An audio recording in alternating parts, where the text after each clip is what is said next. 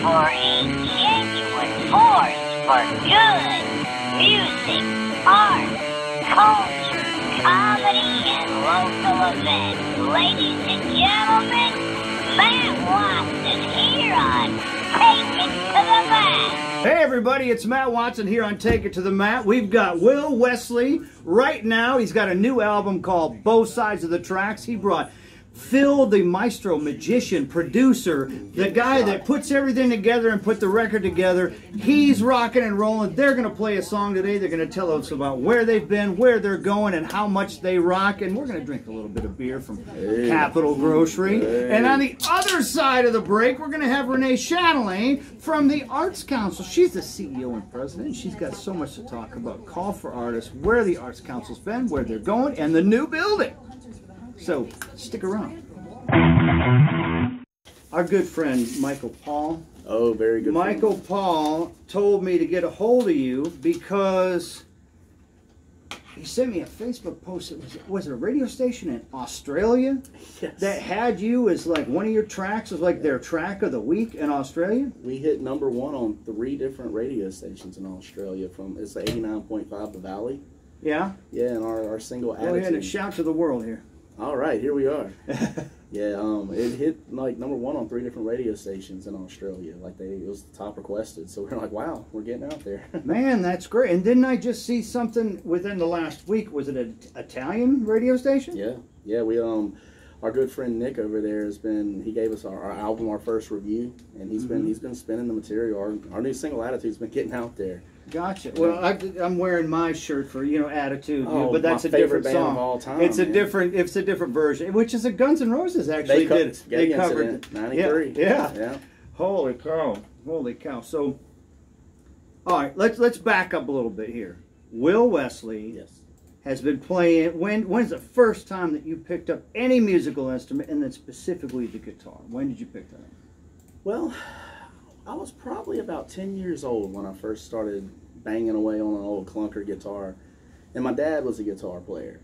So you're spoiled then. So you got a little in the blood, and Dad and Mom put up with you making noise earlier than somebody who didn't have a musical family. They definitely put up with me making noise. I used to bang around all day long on that thing. My dad finally was like, "Look, if you're gonna play this thing, I'm gonna teach you how to really play it." There you go. And he kind of put me in every style of music that he could find, from jazz to country to rock to R&B, Motown, any of that stuff, Mm-hmm. So I basically just kind of started becoming a student of music since then, to study everything. I love all musics, man. Everything. What was your favorite tracks growing up? Because I'll tell you, look, I'm wearing a punk rock shirt. I'm a punk rock lover. I love punk rock. I saw Slayer many times and everything like that. But the first song that I ever got, my grandparents bought. My sister and I are 3 years apart, but only a day apart when it comes to our birthday. So we shared a Fisher-Price blue suitcase record player. Oh, wow. And they got her Don't It Make My Brown Eyes Blue and me, Rhinestone Cowboy. And those were, you just summed up the new record, right? You did. You summed it up, man. But when you got started out, like when you were a kid, what was some of the stuff that it was on the radio a lot? Like with me, I don't even know how old a guy you are, but I'm older than dirt. But CCR was on the radio when I was growing up, and it wasn't new records. It was a little bit of replay stuff. But I'm a big CCR fan. Well, man, I'm not going to lie. I'm not going to hide it from the people. I'm 36, just turned it. When I was a kid, the biggest band that I was into as a kid was Green Day. Okay. Yeah, they had like Kerplunk, that album that just dropped and all that. And then I got into Guns N' Roses and stuff like that. So it's kind of like a weird thing. Like the first track that I think I owned, though, that I started listening to was actually the Sultans of Swing. Oh, what a bad record. Bad record. That is so good. A dangerous man. That's incredible. Yeah. Now, listen, I saw, since it's a YouTube world that we live in right now, there's a cat that plays guitar phenomenally, and he put out a Sultans of Swing if Pink Floyd wrote it. And it's played just like if Dave Gilmour was singing it and playing it. And it's totally in the style of David Gilmour, but it's Sultans of Swing. I would love to hear that. It would have never been a hit, but it's incredible. It would have been one of those cult classics. Oh, man, I would love to hear that. All right, well, we got about a minute, and then we got a longer segment after we go after this break. So who you got here with you? You got Phil here with you. Hi, my name is Phil Chandler. I'm Will Wesley's producer. I'll, write songs with him. I basically... And you're the guy email back and forth about setting all this kind of stuff up? Exactly. Will is the bright and flashy face, and I am the man behind the screen who makes things happen within the digital box. Gotcha. Well, and you're part of the whole group. You're on the record and everything. You're touring around and all this kind of stuff. I actually I produced the record. So basically, Will came to me with a bunch of songs, and he said, "I want to do this, I want to do that." And I said, "Well, you got to figure out how to make that happen. So let's." Oh, that's awesome. That's right. Well, I'll tell you, let's go ahead and take that break right now. Ladies and gentlemen, on the other side of this, more with Phil and Will Wesley in here, and they're going to play a song on the other side of this at some point, so you just have to stick around.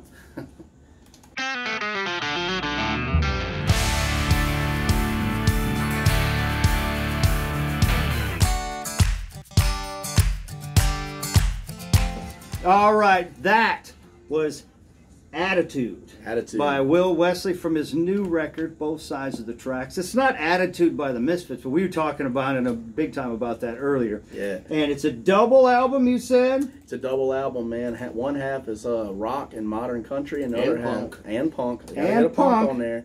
And the other half is kind of a classic country and folk side. So yeah. Well, that's awesome. Phil, grab that beer and hold it up to this microphone. It is so hot in here. We have got to open these up. This is Brooklyn Lager from Capital Grocery and in Alden over there at the corner of 7th and Spanish Town Road. They always give me a couple of beers for every Friday so we can have a drink over here. And how's that taste? That's one of the best beers I ever tried in my life. That's a good lager. He's not getting paid to say that. No, I'm not. And I haven't even tried it. I think I've had one of these before. But go over there to Spanish Town. Or it's in Spanish Town, Capital Grocery. Go for breakfast or lunch. Eat inside, eat outside. Take it back to work. If you work downtown, it's a convenient walk for you. You're going to enjoy it. The people are great. The food is incredible. And it's historic. Be part of history. Go have spaghetti on freaking Fridays. It's really good. So I'm going to have my drink right now, so go ahead. I think I'll join you, my friend. Congratulations on the new record. A double bump for a double record. That's it. And you too. There you go. Get in there, awesome. Phil. Awesome. Part of the magic here. And another person who this company does is this show wouldn't be possible without our sponsors. Balm Environmental. Sponsors take it to the mat. Balm Environmental is on a mission to clean up East Baton Rouge Parish and create a better quality of life for all of us who call it home. From attacking the debris that trashes our streets and gets in our drainage and causes flooding. Anybody had any flooding lately? And they're working on a permanent solution to our dump tire program. Balm Environmental maintains that mission to protect our environment through proper planning and through innovation. So join Balm Environmental in being EBR proud. To see what Balm Environmental, that's B-A-U-M, environmentalgroup.com. Go to balmenvironmentalgroup.com to see what they can do for you. Balm Environmental, proud sponsor of all things that make EBR and the surrounding area great. Speaking of great things, I listen to that record. You got some songs that just have a good step to it. I like to say that when you get a guy with a cowboy hat, I say it's not like, oh man, that freaking rocks my socks off.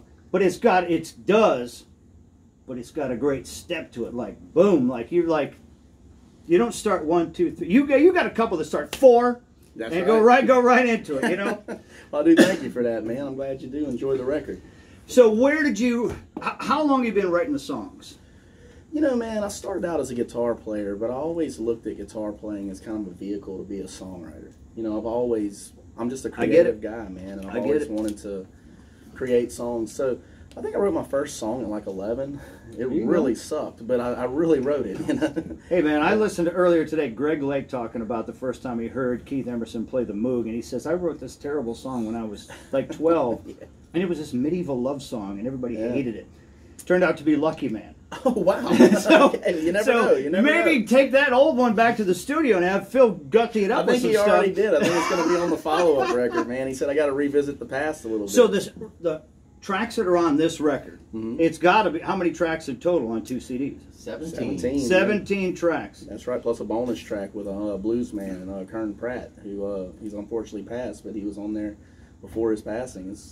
That's pretty special. That's pretty special, man. So the tracks that are on the record, all of them are original? Yes. Or you don't have your flavor on it on the cover. It's all original. Every song. Everything is written you. by me and co-written by Phil and some. Gotcha. Awesome. So these songs got started putting together how long ago? I mean, are there a couple of them are older? You've been working on song on for years, or is this the last couple of years, or is this woodshedding during 2020 when you couldn't get out and make a living? You know, it's a little bit of everything. You know, I think it started about 4 to 5 years ago, the writing of it. Mm-hmm.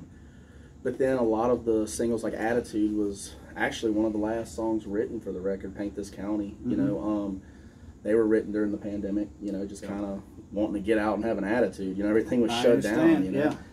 But yeah, it's been like a combination of 5 years of songwriting that just finally just got thrown in, and Phil can speak about a little of that himself. Yeah, I've had to convince him on one time or another that there's a song that might actually be a good song, crazy enough. But having to come out and be like, no, you should cut this song. You need to cut this song. He's like, I don't know, it's a song I wrote. I was like, I don't care. Yeah. It's a good song. It's like, I didn't live it. You need to let other people, especially the guy who's putting it all together, who says, no, we keep this one. It's a double record. I mean, we got spare space. So where'd you record it? We recorded Homegrown Productions. See, the thing is, me and Phil actually are business partners. We run a business and a label together.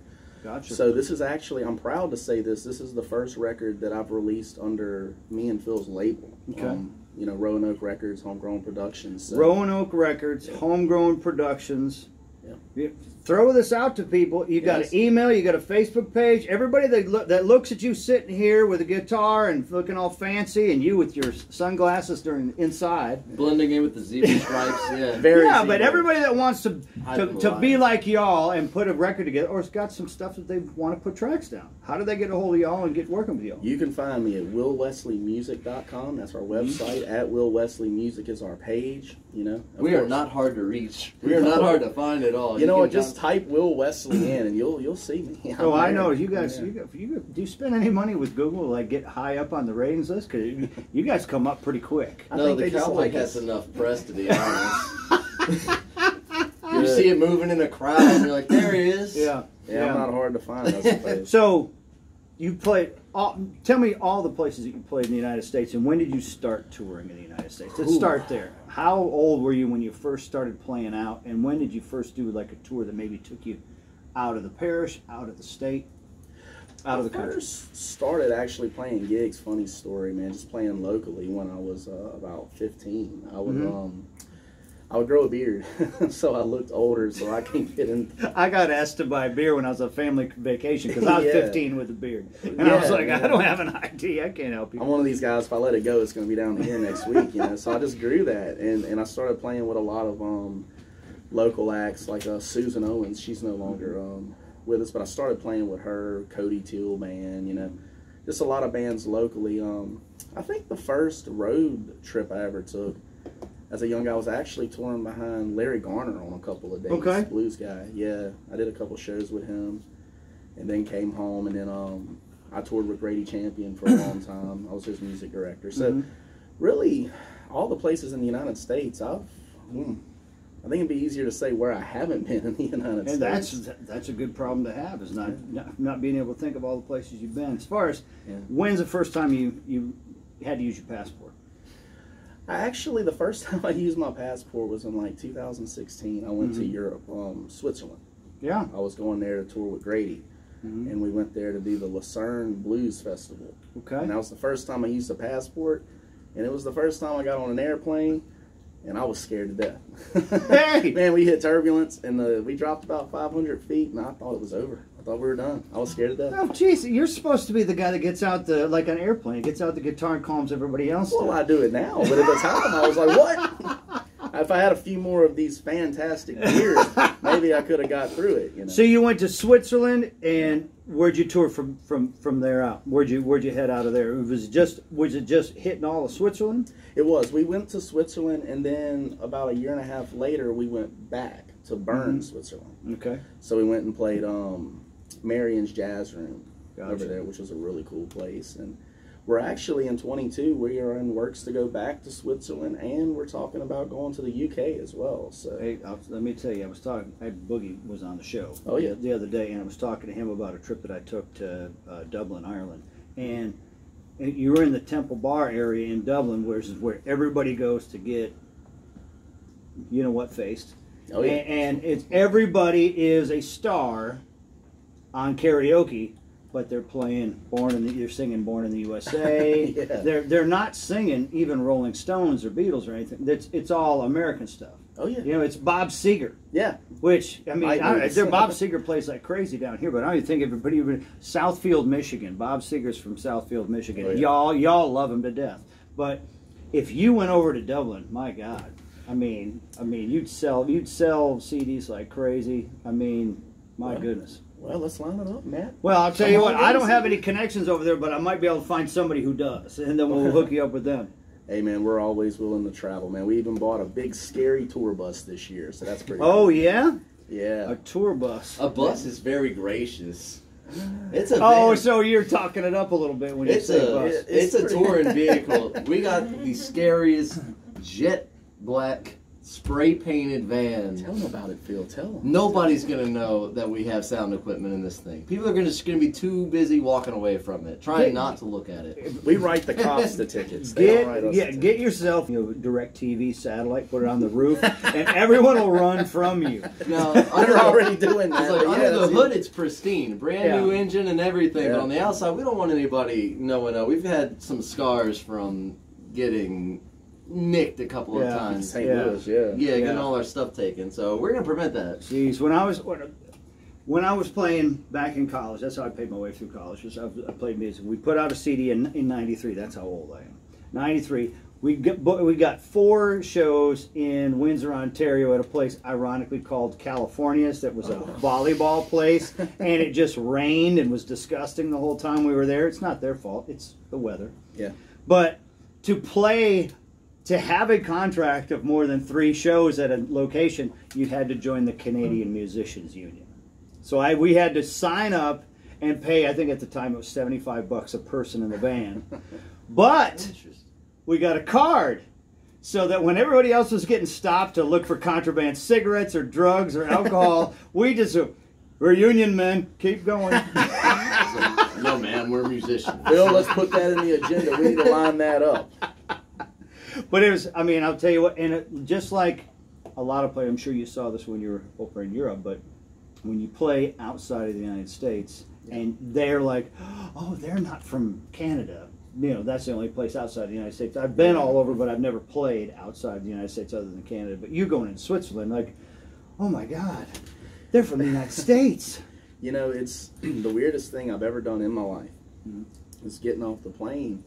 People were coming up to us asking for autographs. I was like, huh? Who do you think I am? I'll do my best. Who do you think I am, Bob Seger or something? No, I was like, that was like the strangest thing I was like, sure. But yeah, Hey man, that's great. But they really do have a deep appreciation for American music over there. Well, sure. It's something that's you know, if you're not used to it performing there, it's different. You know, like the audience is very respectful. You'll play your song and they don't get on their cell phones, they don't talk, they don't interrupt, and then when you get done, it's just a loud wave of applause, you know.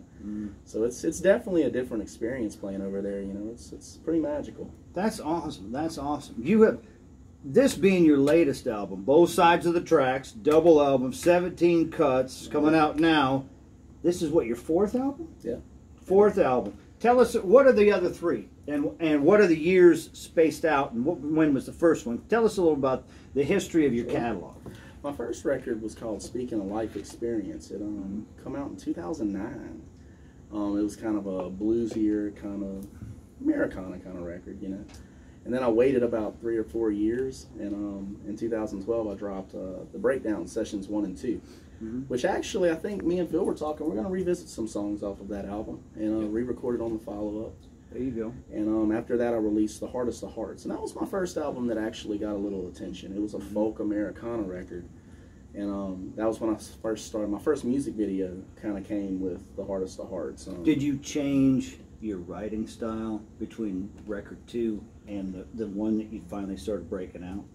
You know what's funny about that, Matt, is I think my writing style changes with every record. Being a kind of a student of music, I've never been the kind of artist who wants to be pigeonholed into one form of music. Sure. You know, I never want people to say he's a blues guy or he's a country guy or he's a punk rock guy. I want to be able to have the freedom to explore any musical style that I feel, and that just all goes under my name, Will Wesley. You know? Yeah, well, I think that's great. What I'm really trying to get at is a lot of times when somebody finally, they play a little bit of a persona for the first or second record, or especially when they get started and they're trying to work their way up and they're in a competitive atmosphere and everything, then they get comfortable in their own skin, and they start writing from the heart. That a apprentice musician might be a little scared to open their heart up like that, and a lot of times that's what is now I'm a Will Wesley fan now because that speaks to me. You made sort of that turn at that point. I mean, you had it wasn't a sophomore record, but you were no longer an apprentice by that measure. I think the Hardest of Hearts was the first record where I actually did start to, put a lot more heart into it, a lot more emotion, a lot more, trying to combine, always trying to be commercial enough to get to the people, but also keep who you are within the song. I played with a guitar player who used to be an absolutely phenomenal guitar player, but when he wrote songs, it was cliche after cliche after cliche, and it was the same story that 100 people have already told already, and better than he is telling. Yeah. And I never wanted to be in that situation. If I was writing a song where I was like, ooh baby baby or something like that, it's like, I'm not going to do any better than everybody else that ever tried it. So I'm not going to record that one, or I'll work a little harder at it. Yeah, I can, and that's very true, man. A lot of times you become so writing the formula so much that it just becomes a little bit, like you said, cliche. One of the things I've always tried to avoid is becoming a formula songwriter. Sure. I don't really want to be predictable. Sure. You never know what you're going to get from me from minute to minute, song to song, album to album, and I think with the Hardest of Hearts, that's the first album that kind of connected with people, and from the success that we're having with both sides of the tracks, I'm kind of overjoyed to see that people embrace kind of who I am, because this record is one of the most honest I've ever come out with. That is awesome. The songs are lived and everything I've said is true. Now, you're going to play a song from that record. What song? We already heard Attitude. What song are you all going to play together? And Phil's going to join you, and you're going to come over here and have a seat over here if you want to sit here. Sure. Or I'll just get out of the way and you can stand here and make sure you both get a mic. Yeah, great. What song are y'all going to play? Guess we're going to play our upcoming single, Paint This County. You going to sit or you want to stand? I'll stand. Okay, got it. I'll move this right out of your way. Ladies and gentlemen, Will Wesley and Phil from the band who just, he's a magician a little bit on the side. So let's hear it. All right, here we go. 1, 2, 3.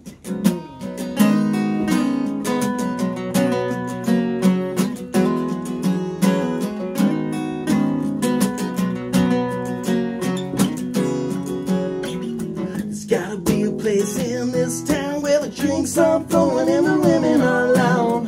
I get so tired of the same old thing, working 9 to 5 for a workday king. Your perfect world doesn't work for me. A slave in chains that'll never be free. I'd rather party till the break of day. At least I'm not throwing my life away. I'm just trying, have a lot of fun on the rounds I'm buying. If you wanna roll with me, we can have some fun when the workday's done. Yeah, we're gonna paint this county.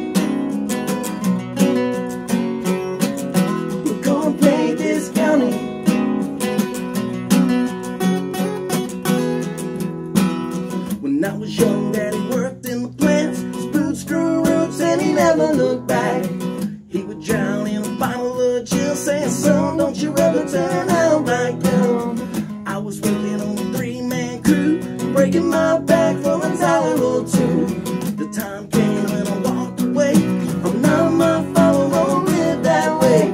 I'm just trying, have a lot of fun on the rounds I'm buying. If you wanna roll with me, we can raise some hell in the Bible Belt. Sports at night, pure white lightning. I'll have another round every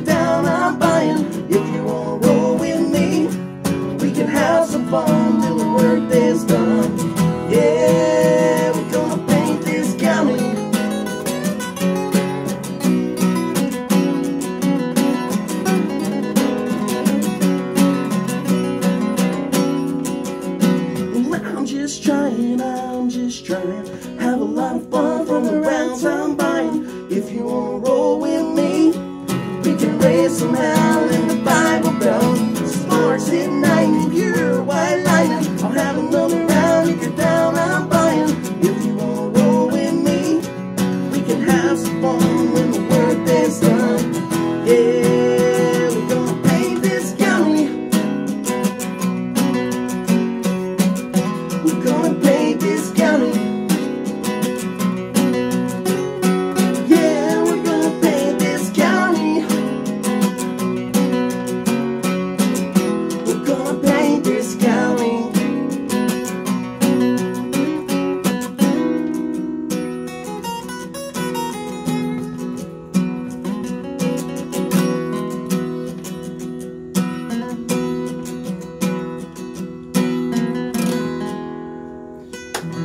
All right. Hey, thank you.